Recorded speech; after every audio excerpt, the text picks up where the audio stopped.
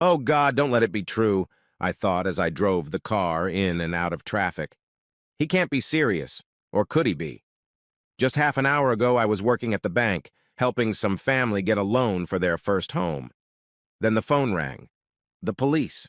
My husband had been seen in our house with a gun. A gun?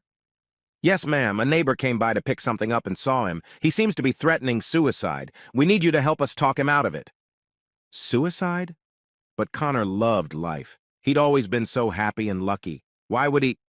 It couldn't be. I dismissed the thought as I turned onto our street. It was a real circus. Several police cars lined the road as their passengers surrounded our house. Old Man Parker's yard even had a local TV station's truck set up. I tried to walk through to avoid the commotion to get to it, but an officer stopped me. Miss, you need to take a detour. We have a situation here and...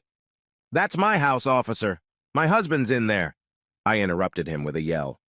The man looked at me for a second, then gestured for me to pull through. I parked the car and then got out, but the local media attacked me. Is your husband too violent, Mrs. Richards? Has he tried to kill himself before? Is he wanted for any crimes elsewhere? I had no idea how to answer these people. Why couldn't they just leave me alone? My husband, my love. He needs me, but they swarmed around me, not letting me get to him. An officer grabbed my arm and saved me from the vultures. He led me to a van across the street from my house. Outside, several men were talking at a small table. I can put a sniper in the house right here. Should be able to get a shot from here. We're not here to kill him, another man replied. We have to help him. He's a danger to himself and to us.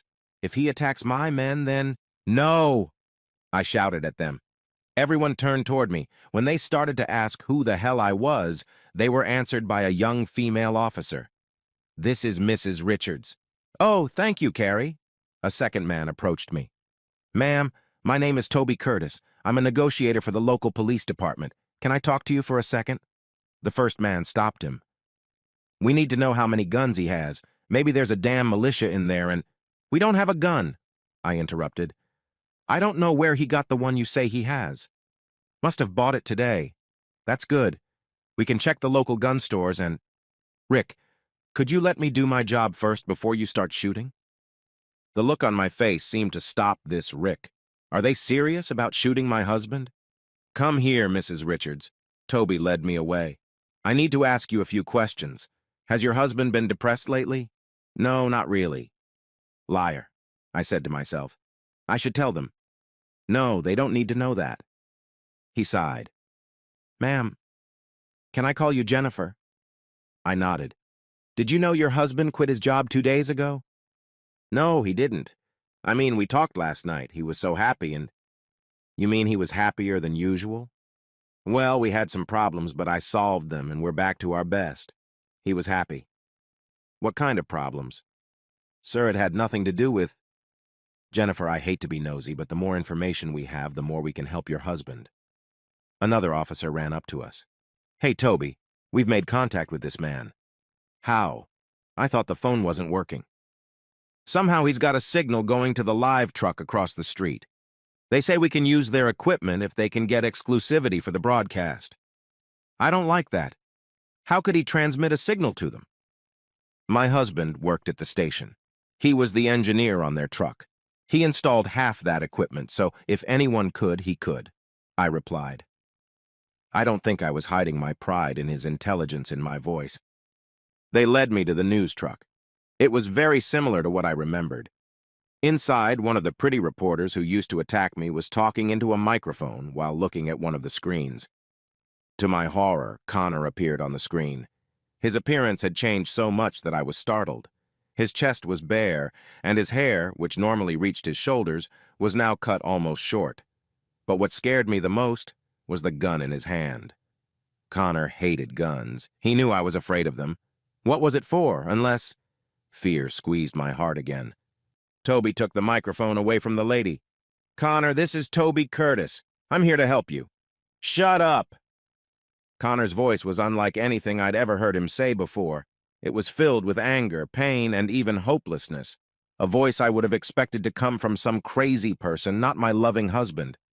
I know what you're doing. You're trying to stop me, but I can't be stopped. I must do this on my own. I can't keep doing this. I can't live with what I've done. I can't forgive it anymore. She can't forgive me. I can't forgive myself. Connor, who is she? Is that your wife? Jennifer is here. I can put her on if you want. You can talk to... Oh, you cannot fool me. She's not there. You'll just fool me. She won't come. How can we prove she's here, Connor? Show her to me. Let me see her. We can't do that, Connor. Not with your gun. Her safety. Then put her on the air. Put us in a compartmentalized box. Toby turned to the girl. What's he talking about? Oh, it's a regular thing for television news. He'll be on one side of the screen and she'll be on the other. That way they can talk to each other. Set it up. Give us, 3 minutes and we'll be on the air. On the air? You mean live? I asked, wondering what was going on. Honey, how else is he going to see you? The next few minutes were a blur. They were setting up the camera and talking on the phone with the station. The next thing I knew, I was in front of the camera with this weird device in my ear, all mic'd up and waiting for something. Something. Suddenly I heard a voice in my ear, Connor's voice. Is that you, honey? Are you really here? Oh, Connor, what are you doing? I'm doing what I should have done 2 weeks ago. When I woke up next to Sherry, I should have put an end to it. But I didn't. Now I have to pay the price. I can't stay here. Not after what I've done. No, he was still at it. I told him it was over. I'd gotten my revenge on him. What am I going to do if he... Honey, that's all in the past. We've moved on. I've forgiven you. You forgave me, but I can't forgive myself. I've been a good husband, but after the party, I had to ruin everything. I had to... He was still guilty about it. That thought began to eat away at me, joined by my own guilt. I can't let him put an end to this. I love him so much. To hell with Sherry and her ideas, if she hadn't. You know that funny thing, honey? I can't remember it. All I remember is that I felt so bad the next day. That was all you drank, dear. You weren't in your right mind. Drunk. You couldn't help what happened. But I could. And look what I did. I broke my vows and I made you break them too. I could feel the eyes of the people around me looking at me, but I had to keep going. He was so excited, so shocked. He was serious. Oh, darling, I should never have done it, but I thought I had to get back at you. Paul didn't mean anything, but you enjoyed it. I know you made me listen. I made you trample on yourself. What kind of a man does that? Darling, we can get over it. My revenge was stupid. I never should have listened to Sherry about... Sherry? I thought you weren't talking to her anymore. Oh, shit. I had to start the explanation so quickly. She came to me. She apologized. She said I had to get back at you. I think her own pain made her say that. Jen, I love you, but I can't do this. I slept with another woman. I broke your trust. I deserve to die. I can't live with that knowledge. His words hurt me to the core. Then, to my horror, he put the gun to my head. No, he's going to... I can't let him. The words were out of my mouth before I could get him to answer. You never slept with Sherry. Everything was quiet. I think everyone was shocked. No one was more shocked than me or Connor. I can't believe I just told him the truth, I thought. I swore I would never tell him. What do you mean? I woke up next to her. We were naked. She told me that we... I couldn't let this go on. She's lying. Then how? We drugged you, Connor, to make you think you were cheating. I knew you never would, but we thought if you thought you cheated, you'd let me sleep with Paul. I'm sorry, honey, but I just wanted to sleep with him. Nothing else. I had... Why did you do that?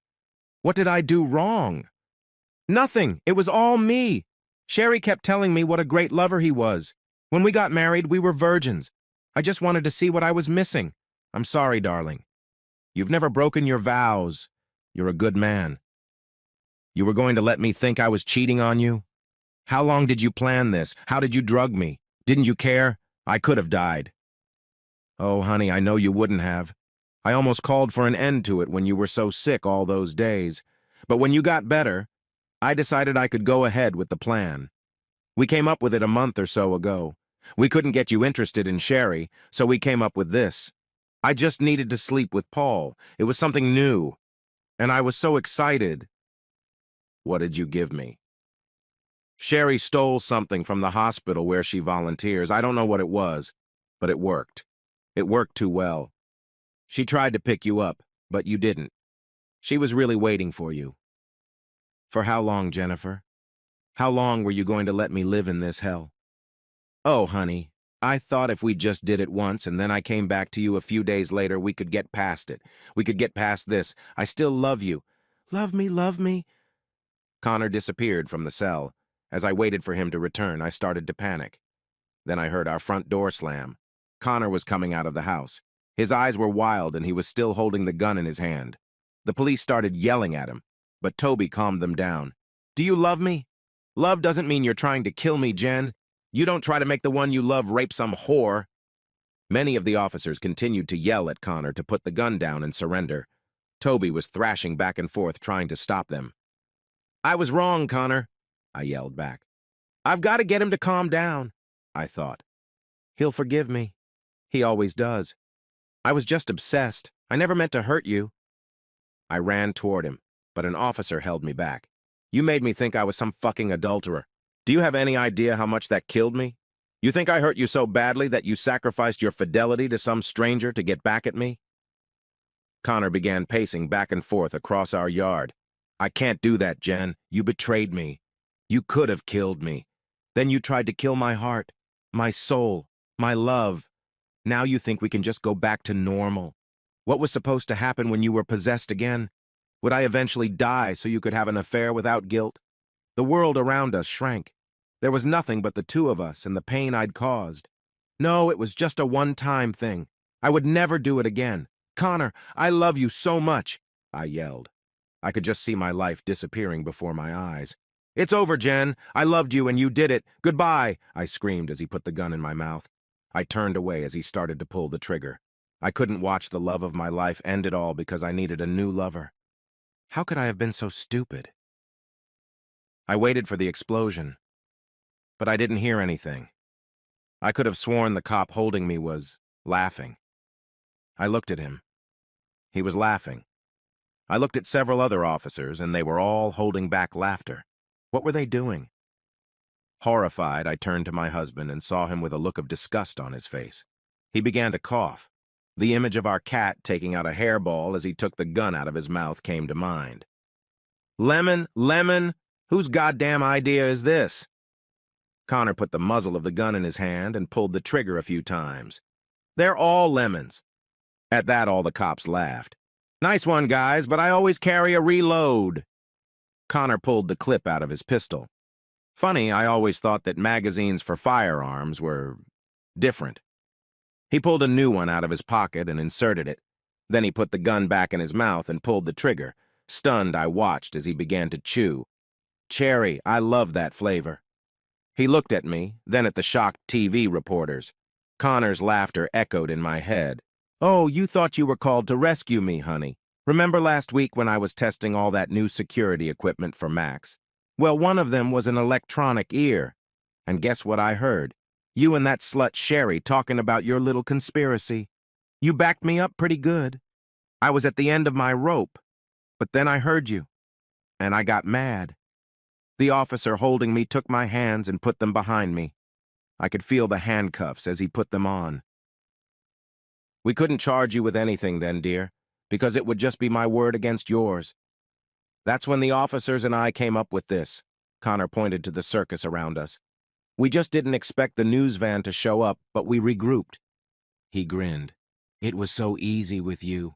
Now we can charge you. My loving wife. I wonder what exactly they'll come up with. I think we were talking, Toby, about aggravated assault. What about abuse of a controlled substance? Of course they'll blame it on Sherry. Thanks for the confession. And we put it all on live TV. Do you think your parents watched? The sarcasm in his voice made me freeze to the core. An officer approached me and placed a blue paper in my jacket pocket. You were served at 2:18 p.m., June 8th, thank you. Served? No, it couldn't have been. I just wanted to try another man, to feel younger again, To have one last affair before we have kids, before I become a mom. What? You think I'm going to stay married to a slut like you? Oh my God, you really think I'm a fool? Connor turned to the reporter. I'm sorry I deceived you, my dear, but it was the only way.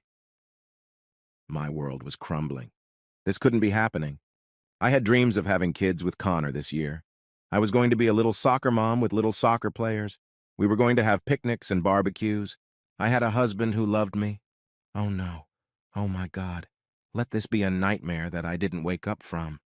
What did I do? It wasn't even that good. How could I make him forgive me? As the officer took me away to read me my rights, I heard her reply, "Oh, is that okay? Oh, can I have an interview? Maybe just the two of us? Maybe over dinner?" That's when I realized it was over.